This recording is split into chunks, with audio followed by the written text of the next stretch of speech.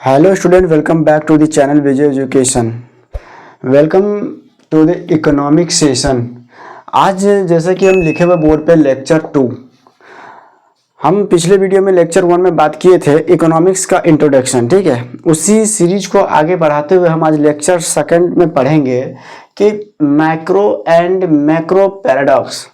Economics जो हम 2 type of economics पढ़े थे, macro economics and micro economics, उसमें से अब उसका पैराडॉक्स देखेंगे, विरोधाभास देखेंगे कि इन दोनों इकोनॉमिक्स में व्यष्टि एवं समष्टि अर्थशास्त्र में विरोधाभास क्या होता है। देखो, first of all we discuss saving और द वर्च्यू और वाइस। क्या बात कर रहे हैं यहाँ पे कि बचत जो है, बचत देखो, बचत क्या होता है।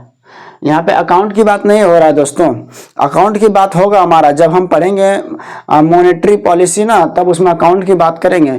जब उसमें पढ़ेंगे आरबीआई के बारे में, आरबीआई किसके थ्रू रेगुलेट होता है, मॉनेटरी पॉलिसी के थ्रू, और फिस्कल पॉलिसी के थ्रू ये राजकोषीय सरकार रेगुलेट करती है। तो जब वहाँ पे हमारा लेक्चर जाएगा तब हम यहाँ पर सेविंग अकाउंट बात करेंगे और करंट अकाउंट बात करेंगे। ठीक है, लेकिन हम अभी यहाँ बात करें सेविंग के बारे में थोड़ा हम नॉलेज लेते हैं कि बचत होता क्या है। देखो, सेविंग्स आर द वर्च्यू और वॉइस। बचत में गुण भी है और दोष भी है। आप पूछेंगे बचत में गुण और दोष कैसे है, तो हम बात करते हैं कि बचत में गुण की बात करते हैं। अगर दोष की बात करते हैं तो first of all macro economics व्यष्टि अर्थशास्त्र में हम देखते हैं कि व्यक्ति बचत जब करता है तो व्यष्टि अर्थशास्त्र के अनुसार क्या होता है। देखो, जब व्यक्ति जब बचत करेगा अकॉर्डिंग टू द व्यष्टि अर्थशास्त्र के नजरिए से हम देखेंगे उसको, तो वहां पे क्या होगा कि बैंक में अकाउंट ओपन होगा। ओके दोस्तों, अकाउंट हर जगह, व्यष्टि में भी समष्टि में भी, कोई समष्टि में भी, लेकिन जब बैंक में अकाउंट होगा तो उसमें क्या करेंगे, कैश डिपॉजिट। अगर कैश डिपॉजिट किए तो उसमें इंटरेस्ट मिलेगा, हमको इंटरेस्ट मिलता है कि नहीं दोस्तों। तब इंटरेस्ट जब मिलेगा तो क्या होगा कि ब्याज जो हमारा इंटरेस्ट रेट है वो बढ़ेगा। ठीक है, ब्याज जब बढ़ेगा तो हमारी इनकम भी बढ़ेगी। ओके दोस्तों, ठीक है। तो हम बात करते हैं उसके बाद व्यष्टि अर्थशास्त्र में भविष्य की अनिश्चितताएं भी है इसमें, लेकिन भविष्य की अनिश्चितताएं आवश्यकताओं का समाधान करता है कौन, मैक्रो इकोनॉमिक्स में। तो एक तरह से हम अगर देखें तो इसे वर्च्यू हुआ ये मैक्रो इकोनॉमिक्स का। ठीक है, बचत क्या हुआ, वर्च्यू हुआ मैक्रो इकोनॉमिक्स का। अब हम इसी के पैरेलल में बात करें ये समष्टि अर्थशास्त्र का कि इसमें वाइस होता है या वर्च्यू होता है। समष्टि अर्थशास्त्र में अगर हम पैरेलल बात करें, अगर समझ में आ रहा है दोस्तों तो एक वीडियो को लाइक करिएगा। तो चलिए हम आगे बढ़ते हैं कि समष्टि अर्थशास्त्र जो है, यहाँ बात करते हैं हम वाइस होगा, दोष है कि गुण है, ये देखते हैं। ठीक है, तो हम समष्टि अर्थशास्त्र की बात करेंगे तो हम यहाँ लिखते हैं, इसी के पैरेलल में हम लिखते हैं मैक्रो इकोनॉमिक्स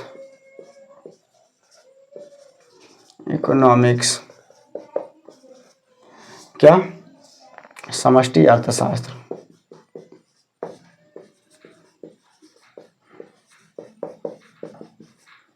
समष्टि अर्थशास्त्र दोस्तों, हम बात करते हैं मैक्रो इकोनॉमिक्स में, समष्टि अर्थशास्त्र में about the virtue and voice. ठीक है, तो इसमें हम देखते हैं कि सभी व्यक्ति अधिक बचत करने की कोशिश करता है। क्या करता है, देखो,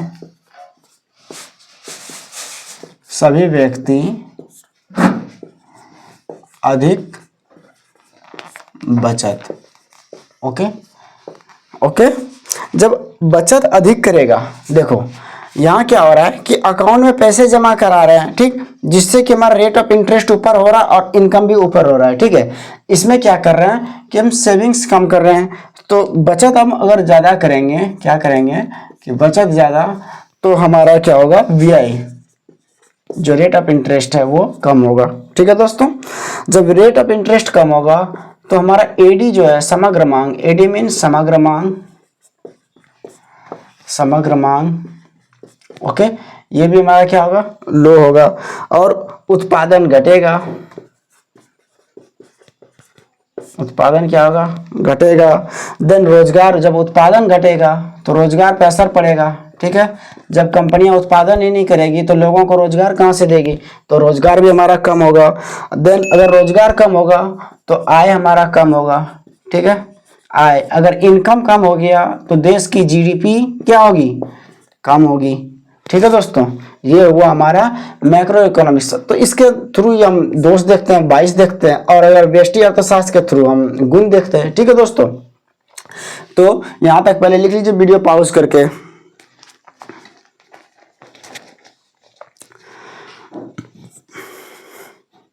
अब हम चलते हैं इकोनॉमिक्स का कुछ और क्या कहते हैं प्रॉपर्टीज पढ़ने के लिए, कुछ और इसकी खासियत चीजें पढ़ते हैं इकोनॉमिक्स की। आई होप कि यहाँ तक आप लोगों ने लिख लिया होगा। चलिए दोस्तों, अब हम इकोनॉमिक्स का कुछ और चीजें पढ़ते हैं। तो जैसे कि हम बात कर रहे हैं इकोनॉमिक्स में, अर्थशास्त्र में, देखो इकोनॉमिक्स मीन्स अर्थशास्त्र। ठीक है, तो इसमें हम बात कर रहे हैं कि इकोनॉमिक्स को हम अलग अलग सेगमेंट किसके आधार पर देखेंगे, about to according to normative and positive, positive और नेगेटिव, सकारात्मक और नकारात्मक बेसिस पे हम देखेंगे कि इकोनॉमिक्स में क्या फायदा है क्या दोष है। ठीक है दोस्तों, तो हम पॉजिटिव इकोनॉमिक्स को देखेंगे। पॉजिटिव इकोनॉमिक्स मतलब सकारात्मक अर्थशास्त्र, सकारात्मक अर्थशास्त्र, हम इसके बारे में भी पढ़ेंगे। And we discuss negative normative, positive and normative economics, नकारात्मक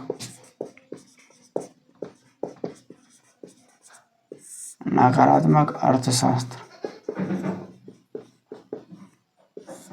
ठीक है दोस्त, तो नकारात्मक या नियामक भी कह सकते हैं इसको, नॉर्मेटिव नकारात्मक और नियामक भी, नियामक यहाँ पे बात करते हैं, नकारात्मक नियामक अर्थशास्त्र। ओके, तो इसमें हम बात करेंगे, अगर पॉजिटिव इकोनॉमिक्स में हम बात करेंगे तो पॉजिटिव इकोनॉमिक्स में हम क्या बात करेंगे, इसमें करेंगे व्हाट, क्या, क्या बात करें, क्या, what was, what is, what would, क्या बात करेंगे इसमें, व्हाट वाज, व्हाट इज। ठीक है दोस्त, और व्हाट वुड क्या होना चाहिए, व्हाट वुड। ओके, तो क्या था, क्या है और क्या होगा, क्या था, क्या है और क्या होगा, तो क्या होगा, यहाँ हम ये चीज देखेंगे, पढ़ेंगे। ठीक, और इसमें आंकड़ों एवं तथ्यों का अध्ययन होगा, किसमें, पॉजिटिव में क्या होगा, आंकड़ों, डाटा का और फैक्ट का अध्ययन करेंगे, आंकड़ों एवं तथ्यों का अध्ययन। ठीक है दोस्त, क्या, डाटा एंड फैक्ट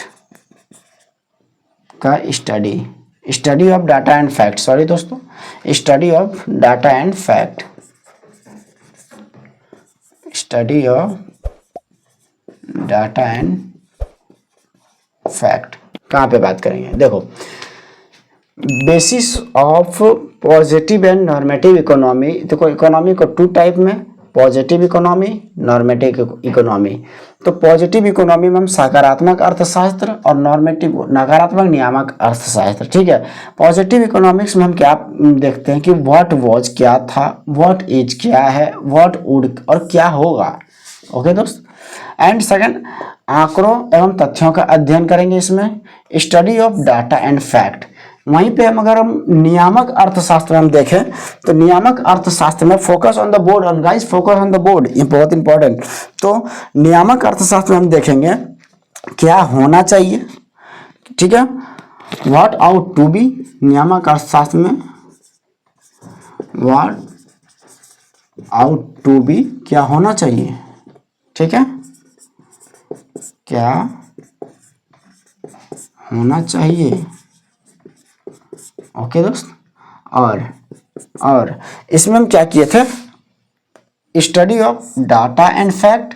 तो यहाँ पे हम क्या स्टडी करेंगे, study of value and judgement, study of value and judgement. ठीक है, क्या मतलब विचारात्मक और सुझाव का अध्ययन। इसमें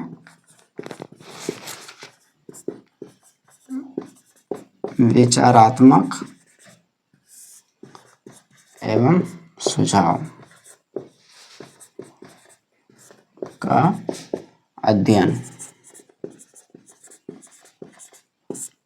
होगा। ठीक, यहां तक आप लोग लिखिए, तब हम आगे बढ़ेंगे।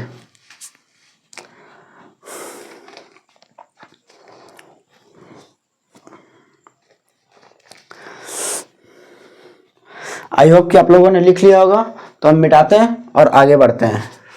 चलिए दोस्तों, अब हम पढ़ेंगे सम इम्पॉर्टेंट फैक्ट्स, कुछ इम्पॉर्टेंट फैक्ट्स जो कि एक नंबर क्वेश्चन आने में बहुत ही चांस होता है ये सब, क्योंकि ये अर्थशास्त्र का देखेंगे। जैसे पहला चीज़, अर्थशास्त्र का जनक, तो हम एडम स्मिथ को देखते हैं, जो कि हम पहले लेक्चर में पढ़ चुके थे एडम स्मिथ के बारे में।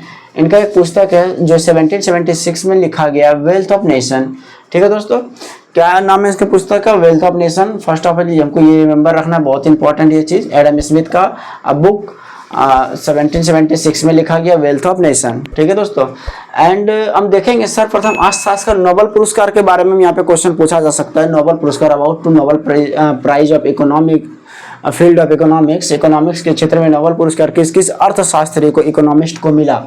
तो हम देखते हैं 1969 में ये नोबेल पुरस्कार दिया गया है, जिसमें दो अर्थशास्त्री का नाम आता है। पहले फर्स्ट ऑफ ऑल रेंगर फ्रीस और जैन टिनबर्ग।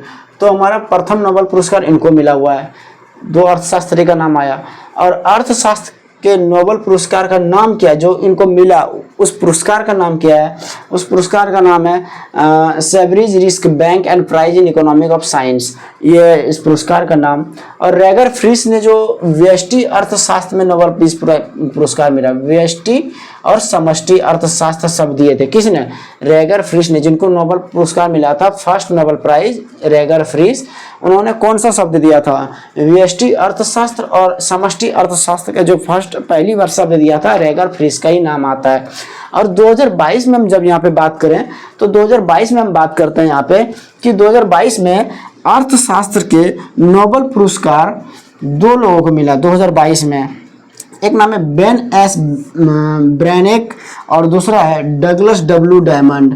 क्या नाम है, डगलस डब्ल्यू डायमंड। ठीक है, उसी तरह सिमिलर वे में 2023 में हम बात करें तो क्लॉडिया गोल्डिन का नाम आता है। और 2024 में बात करें तो साइमन जॉनसन और जेम्स एंड रॉबिन्सन का नाम आता है। ठीक है दोस्तों, तो आई होप कि ये इम्पोर्टेंट फैक्ट आप लोगों को समझ में आया होगा, क्योंकि ये एक नंबर का क्वेश्चन है दोस्तों, जो एग्जाम में आने का बहुत ही चांस है। ठीक है, अब हम आगे देखेंगे, बट लेक्चर में आगे बढ़ने से पहले अगर लेक्चर पे नहीं है तो चैनल को सब्सक्राइब करके वीडियो लाइक कर दीजिए। अर्थशास्त्र की विचारधाराएं लिखते हैं, अर्थशास्त्र की विचारधाराएं, अर्थशास्त्र की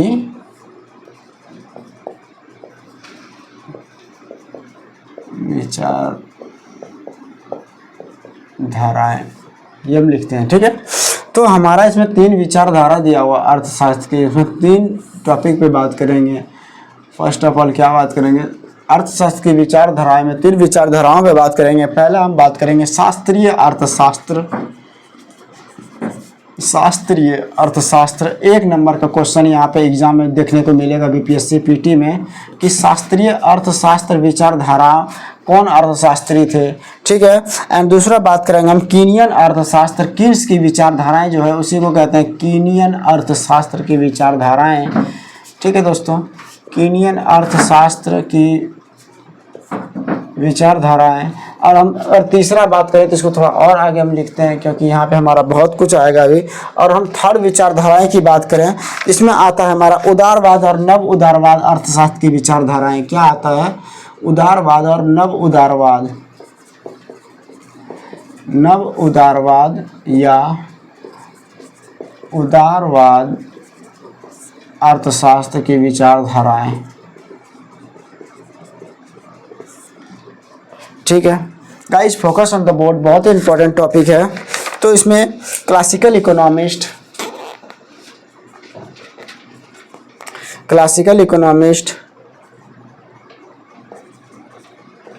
इकोनॉमिक, ठीक, क्लासिकल इकोनॉमी, और दूसरा कीनियन अर्थशास्त्र की विचारधाराएं, कीनियंस इकोनॉमी, कीनियन इकोनॉमिक्स, और तीसरा अगर हम बात करें लिबरल इकोनॉमिक्स,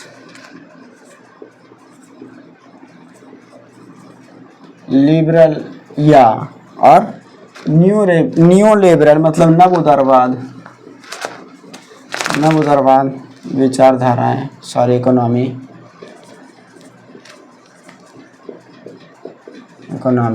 ठीक है दोस्तों, तो अब हम बात करते हैं अगर क्लासिकल विचारधाराएं में हम क्या देखेंगे, कीनियन अर्थशास्त्र की विचारधाराएं में हम क्या देखेंगे, और नव उदारवाद अर्थशास्त्र की विचारधाराओं में हम क्या देखेंगे। तो इस पे बात करने के बाद हम अब यहाँ से कल शुरू करेंगे। ठीक है दोस्तों, आई होप कि आज का लेक्चर आप लोगों को बहुत ही पसंद आया होगा। अगर पसंद आया होगा तो वीडियो को लाइक करिएगा, चैनल सब्सक्राइब करिएगा और शेयर ज़रूर करिएगा। ठीक, तो आज के लिए इतना ही। थैंक यू, जय हिंद।